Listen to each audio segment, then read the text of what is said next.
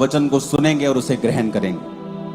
अपने हाथों को उठाओ, अंगीकार करो, आज मैं जो सुनूंगा उसे निकालूंगा नहीं अपने दिल से। और जहां वॉलंटियर्स खड़े हैं प्लीज आप बैठ जाओ, और जहां लोग खड़े हैं वहां बैठ जाओ, और बिना आवाज के हम वचन को सुनेंगे, अंगीकार करेंगे ऊंची आवाज में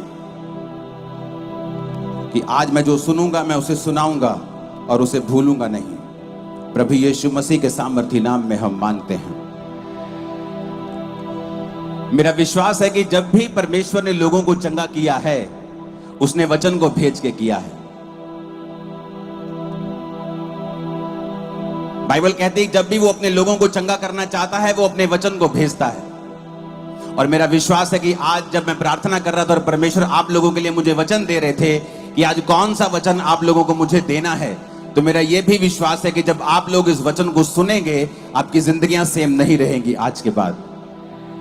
क्योंकि ये वचन सुनने के बाद ही परमेश्वर आपको आपकी शर्मिंदगियों से आजाद कर देगा, और आपकी बीमारियों से आपको आजाद कर देगा, आपके बोझ से आपको आजाद कर देगा। क्योंकि वचन में लिखा है कि वो अपने वचन को भेजकर अपने लोगों को चंगा करता है और उन्हें सत्यानाश के गड्ढों में से निकालता है। इस दुनिया में ऐसी 3 घटनाएं हुई हैं, सिर्फ 3 बार, जहां स्वर्गदूतों ने आकर खुद कहा हो कि एक स्पेशल चाइल्ड जन्मने वाला है। इसकी हल्की सी गूंज कम करना, बहुत कम। अपने पड़ोसी को बोलो ऐसा 3 बार हुआ है। बोलो अपने पड़ोसी को ऐसा 3 बार हुआ है। जब स्वर्गदूतों ने आकर धरती पर कहा हो कि एक बच्चा आने वाला है। ऐसा सिर्फ 3 बार हुआ है इस दुनिया में कि किसी व्यक्ति के आने से पहले स्वर्गदूत ने कहा हो, परमेश्वर के दूत ने आकर, एंजल्स ने कहा हो कि एक फलाना फलाना बेटा, फलाना फलाना बच्चा तुम्हारे बीच में आ रहा है। पहला था सैमसन, दूसरा था यूहन्ना बपतिस्मा देने वाला, और तीसरा प्रभु यीशु मसीह। ये तीनों ऐसे जन थे कि जिनके पैदा होने से पहले परमेश्वर ने दूतों को भेजा था कि वो जाएं और बताएं कि मैं अपने लोगों के लिए एक छुटकारा भेज रहा हूं। न्यायों 13 उसकी 1 से 5 आयत में लिखा है, इस्राएलियों ने यहोवा की दृष्टि में बुरा किया, इसलिए यहोवा ने उनको पलिश्तियों के वश में कर दिया। दानियों के कुल में सोरावासी मनोह नामक एक पुरुष था जिसकी पत्नी बांझ थी और कोई पुत्र नहीं था, और उस स्त्री को यहोवा के दूत ने दर्शन देके कहा, सुन, बांझ होने के कारण तेरा बच्चा नहीं, परंतु अब तू गर्भवती होगी और तेरे बेटा होगा।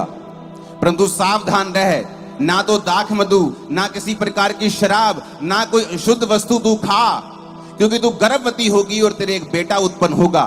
उसके सिर पर तू छुरा मत फिराना, यानी कैंची फिराकर उसके बाल मत कटवाना, क्योंकि वो जन्म से ही परमेश्वर का नाजीर होगा और इस्राएलियों को पलिश्तियों के हाथ से छुड़ाने में वही हाथ लगाएगा। क्या कहा परमेश्वर ने?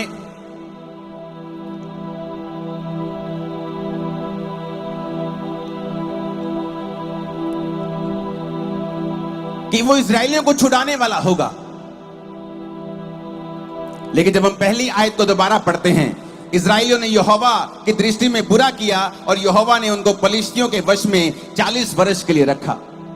जब भी इस्राएली परमेश्वर की दृष्टि में कुछ बुरा करते थे तो वचन कहता है कि उनके दुश्मन उनके ऊपर कब्जा कर लेते थे।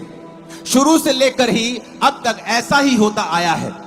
जब भी परमेश्वर ने अपने लोगों को छुड़ाता था और वो लोग परमेश्वर से फिर पाप करने लगते थे, मूर्ति पूजा करने लगते, व्यभिचार करने लगते, और बाइबल कहती है वो पाप के कारण परमेश्वर फिर से उनको बंधुआई देता था।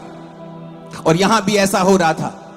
मिस्र से छुड़ाए जाने के बाद, मूसा के चमत्कारों को, परमेश्वर के चमत्कारों को देखने के बाद ये लोग सुधरे नहीं और परमेश्वर से अपने मुख को फेर लिया।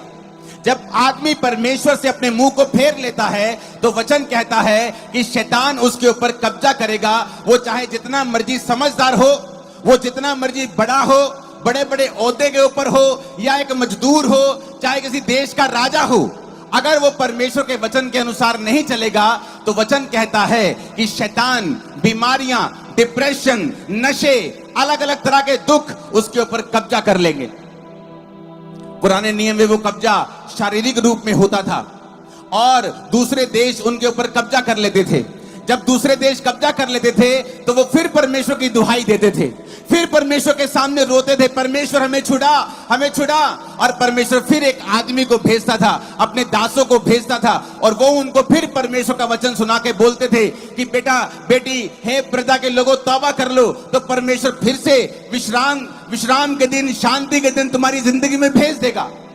तो वो फिर तौबा करते थे और फिर परमेश्वर उनको शांति देता था, फिर उनको चंगा करता था, फिर सांपों को, बीमारियों को उनकी जिंदगी से दूर कर देता था। और यहां पर वचन लिखा है कि जब उन्होंने परमेश्वर की दृष्टि में बुरा किया तो परमेश्वर ने एक फिर डिलीवरर को, एक छुटकारा देने वाले को उनके बीच में पैदा किया।